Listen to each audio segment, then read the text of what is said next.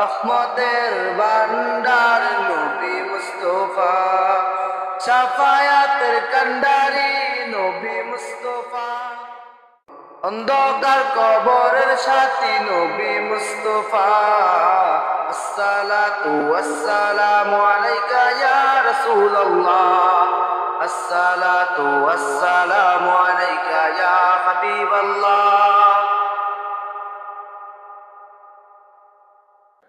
দেখা দিয়ে রহম করো পাপী অদম আমি, তুমি ছাড়া রোজ হাসরে নাই তো কোনো সকাম।